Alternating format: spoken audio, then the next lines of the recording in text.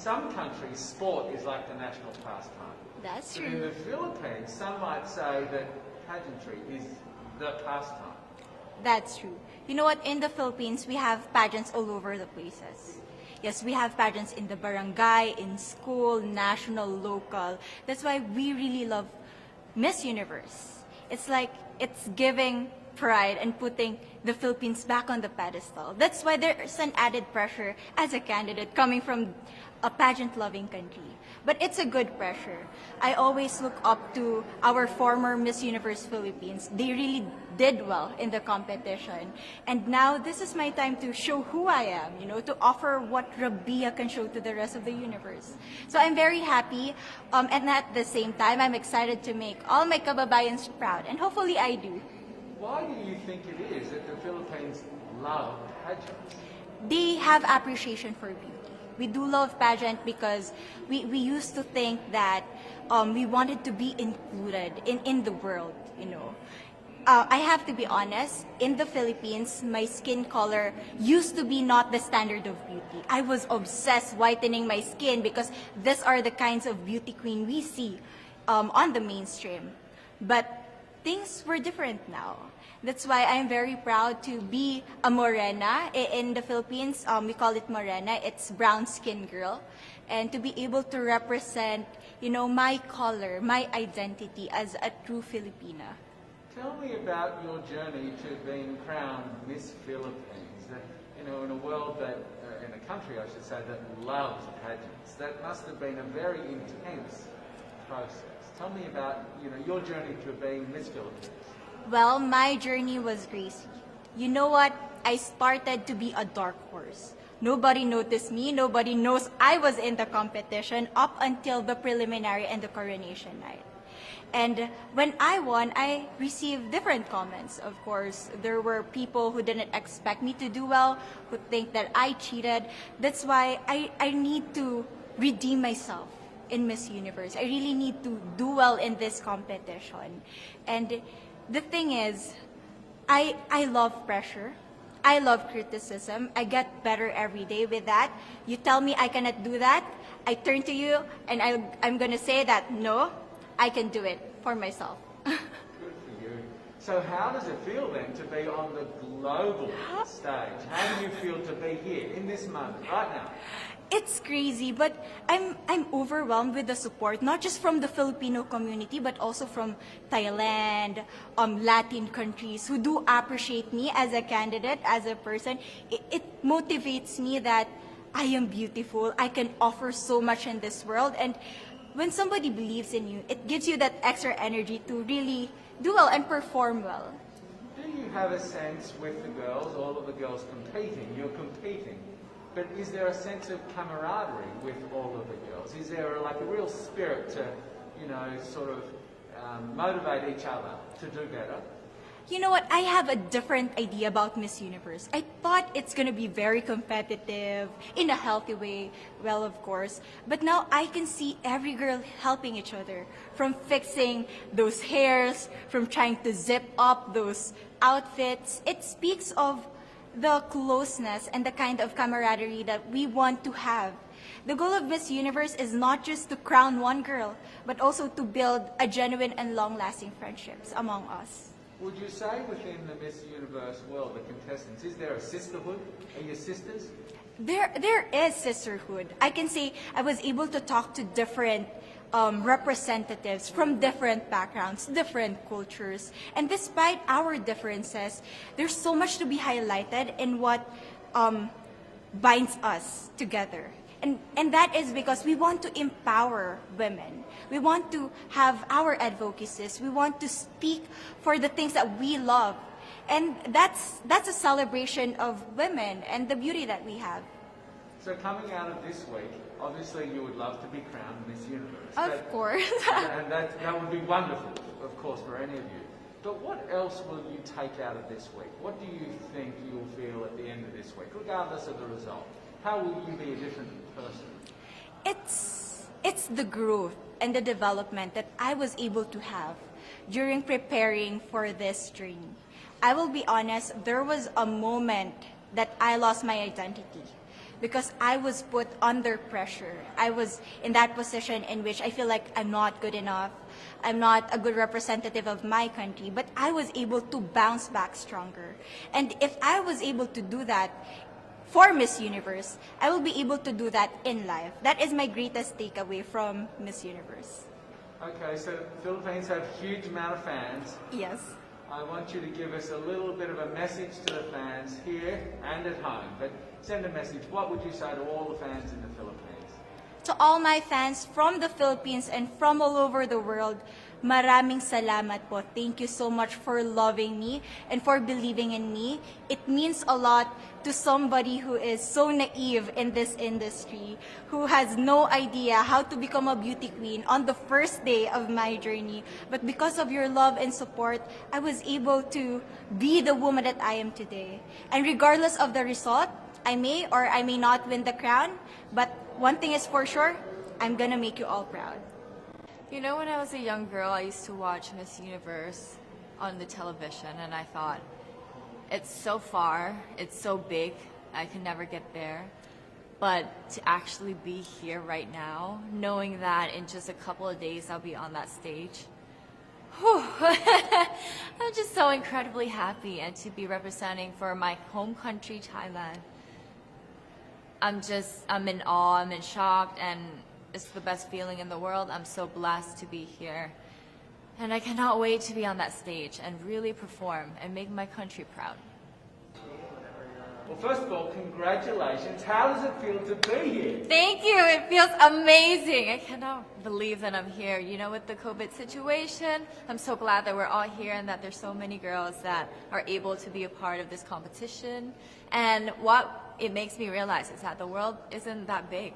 When you see all the girls in the auditorium together from different countries, and everyone is so nice and so lovely, they're so warm, and I can't wait to get to know everyone. And also it's so unique to see that everyone was born into such different cultures, different languages, but we're all here together to tell our stories. And tell me about your journey, your road to getting here. You know, just I know you obviously was Thailand, but the physical journey to get here. Did you just hop on a plane and get here, and it was that easy, or no?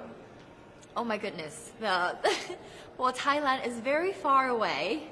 That's one thing. And I really had to, it wasn't a struggle to get the visa, but it was a long process. And when I got the visa, I was very excited.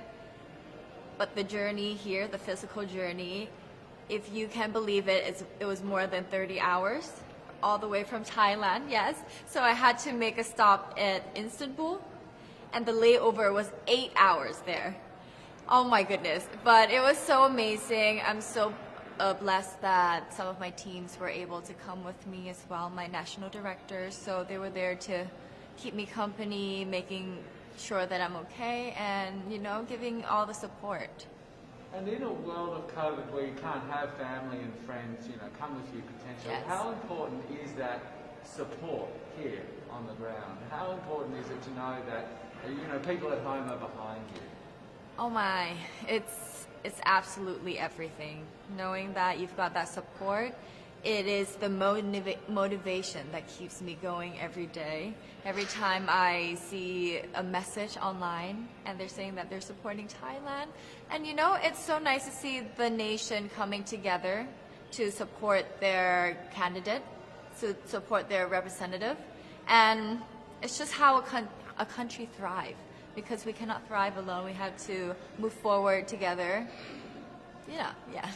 So I believe, though, that there are some super fans that did make it here. Can you tell me about those super fans that are just out there? Oh, they are so amazing. Every time I come down, they would be screaming, Thailand, Thailand, Thailand. We came down here at 7:30 in the morning and they're already there. I think they're camping out there.